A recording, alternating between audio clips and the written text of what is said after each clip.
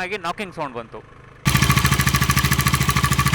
ಗಾಬರಿ ಆಗೋದೆ ನಾನು ಸೌಂಡ್ ಕೇಳಿಸ್. ಫ್ಯೂಲ್ ಚೆನ್ನಾಗಿಲ್ಲ ಅಂತಂದರೆ, ಪಾರ್ಟ್ಸ್ ಏನಾದ್ರು ಲೂಸ್ ಆಗಿರುತ್ತೆ, ECUದೇನಾದ್ರು ಇಶ್ಯೂ ಇರುತ್ತೆ, ತುಂಬಾ ಸೀರಿಯಸ್ ಇಶ್ಯೂ ಬಂದ್ಬಿಡುತ್ತೆ. ಕ್ಲೇ ಇಶ್ಯೂ ಬಂದಿದೆ ಗಾಡಿನಲ್ಲಿ, ಟರ್ನಿಂಗಲ್ಲಿ ಆಫ್ ಆಗೋಗುತ್ತೆ. ಹಲೋ ಗಾಯ್ಸ್, ಐ ಹೋಪ್ ಎಲ್ಲರೂ ಚೆನ್ನಾಗಿದ್ರ. ಸುಮಾರು ಬೆಳಗ್ಗೆ 7 ಗಂಟೆ ಆಗಿದೆ. ನನ್ನ ಲಾಸ್ಟ್ ವಿಡಿಯೋದಲ್ಲಿ ನಾನು ಹೊಸ ಡಾಮಿನಾರ್ 350 ನಾಕಿಂಗ್ ಸೌಂಡ್ ಬಗ್ಗೆ ಹೇಳಿದೆ. ಆ್ಯಂಡ್ ಹಾಗೆಯೇ ಒಂದು ಸ್ಮಾಲ್ ECU ಅಪ್ಡೇಟ್ ಕೂಡ ಪೆಂಡಿಂಗ್ ಇತ್ತು. ಸೊ ಇದೇ ರೀಸನ್ಗೆ ನಾನು ನನ್ನ ಬೈಕ್ನ ಸರ್ವಿಸ್ ಸೆಂಟರಿಗೆ ಬಿಟ್ಬಿಟ್ಟು ಬಂದಿದ್ದೆ 1 ವೀಕ್ ಬ್ಯಾಕ್. ಇವಾಗ ಬೈಕ್ ಕಲೆಕ್ಟ್ ಮಾಡ್ಕೊಂಡು ಬಂದಿದ್ದೀನಿ. ಸೊ ಕಲೆಕ್ಟ್ ಮಾಡ್ಕೊಂಡು ಬಂದಾದಮೇಲೆ ಸರ್ವಿಸ್ ಸೆಂಟರ್ ಅವ್ರು ಏನು ಹೇಳಿದರು, ಗಾಡಿ ಪರ್ಫಾರ್ಮೆನ್ಸ್ ಹೇಗಿದೆ, ಏನು ಚೇಂಜಸ್ ಮಾಡಿದ್ದಾರೆ ಬೈಕಲ್ಲಿ ಅಂತ ಈ ವಿಡಿಯೋದಲ್ಲಿ ನಾನು ನಿಮಗೆ ಒಂದೊಂದಾಗಿ ಎಕ್ಸ್ಪ್ಲೇನ್ ಮಾಡ್ಕೊಂಡು ಬರ್ತೀನಿ.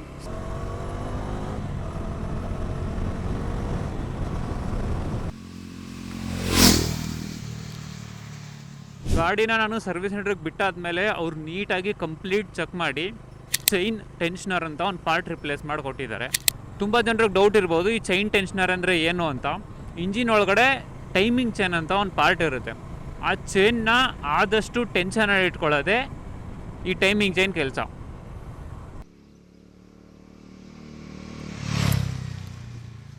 ಇನ್ ಕೇಸ್ ಚೈನ್ ಟೆನ್ಷನರ್ ಸರಿ ಕೆಲಸ ಮಾಡಿಲ್ಲ ಅಂತಂದರೆ ಇಂಜಿನ್ ಒಳಗಡೆ ಟೈಮಿಂಗ್ ಚೈನ್ ಲೂಸ್ ಆಗ್ಬೋದು.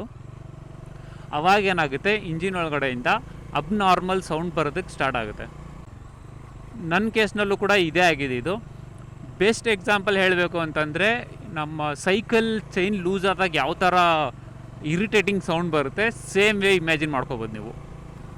ನನ್ನ ಗಾಡಿ ವಾರಂಟಿನಲ್ಲಿ ಇದ್ದಿದ್ದರಿಂದ ಪಾರ್ಟ್ನ ರಿಪ್ಲೇಸ್ ಮಾಡಿಕೊಟ್ರು. ಬಟ್ ಈ ಪಾರ್ಟ್ ಬರೋದಕ್ಕೆ ತುಂಬಾ ಟೈಮ್ ತೊಗೊಳ್ತು, 4-5 ಡೇಸ್ ತೊಗೊಳ್ತು. ಸೊ ಅದಕ್ಕೆ ಸರ್ವಿಸ್ ಸೆಂಟರ್ ಅವರು ಕೂಡ 4-5 ಡೇಸ್ ಆದಮೇಲೆ ಗಾಡಿ ಹ್ಯಾಂಡ್ ಓವರ್ ಮಾಡಿದ್ರು ನನಗೆ.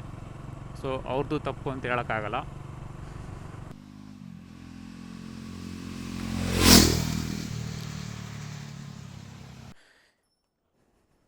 ಇನ್ನು ಸಾಫ್ಟ್ವೇರ್ ಅಪ್ಡೇಟ್ ಬಗ್ಗೆ ಹೇಳಬೇಕು ಅಂತಂದರೆ, ಆ ಥರ ಯಾವುದು ಮೇಜರ್ ಅಪ್ಡೇಟ್ಸ್ ಮಾಡಿಲ್ಲ. ಇದು ಬರೀ ನಾರ್ಮಲ್ ECU ಅಪ್ಡೇಟ್ ಅಷ್ಟೇ. ಮೊಬೈಲಲ್ಲಿ ನಾವು ಯಾವ ಥರ ಸೆಕ್ಯೂರಿಟಿ ಅಪ್ಡೇಟ್ ಮಾಡ್ತೀವಿ, ಇನ್ ಅ ಸೇಮ್ ವೇ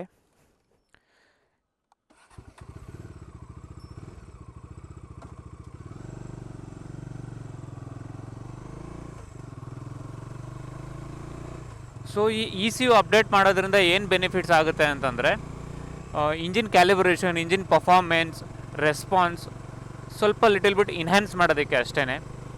ಮೊಬೈಲಲ್ಲಿ ಸೆಕ್ಯೂರಿಟಿ ಅಪ್ಡೇಟ್ ಕೊಟ್ಟು ಯಾವ ಥರ ಪರ್ಫಾರ್ಮೆನ್ಸ್ ಬೆಟರ್ ಮಾಡ್ತಾರೆ ಆ ಥರ.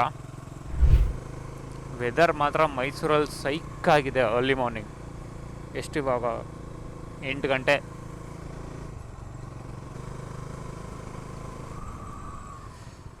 ಪ್ಲೇಸ್ ಚೆನ್ನಾಗಿದೆ.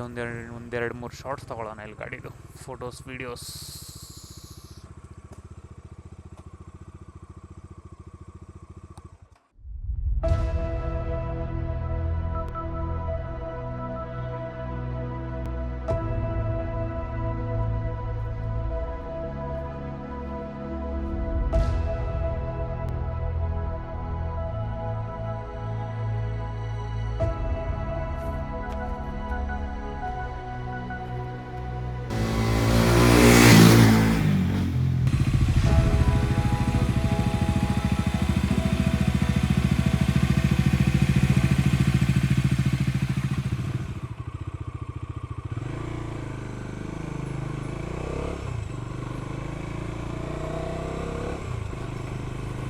ಸೊ ಫಾರ್ ನನ್ನ ಎಕ್ಸ್ಪೀರಿಯನ್ಸ್ ಹೇಳಬೇಕು ಅಂದರೆ, ಇಂಜಿನ್ ಸ್ಮೂತ್ ಆಗಿದೆ, ಥ್ರಾಟಲ್ ರೆಸ್ಪಾನ್ಸ್ ಕೂಡ ಚೆನ್ನಾಗಿದೆ, ಗೇರ್ ಶಿಫ್ಟಿಂಗ್ ಕೂಡ ನಾರ್ಮಲ್ ಆಗಿದೆ.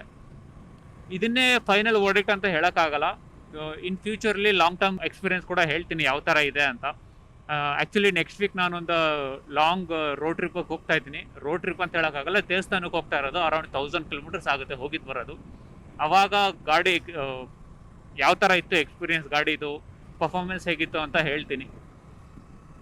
ನಿಮ್ಮ ಗಾಡಿನಲ್ಲೂ ಕೂಡ ಇದೇ ಥರ ಇಶ್ಯೂ ಬಂದಿದ್ರೆ, ನೀವು ಕೂಡ ಫೇಸ್ ಮಾಡಿದರೆ ಕಮೆಂಟ್ಸ್ನಲ್ಲಿ ಹೇಳಿ.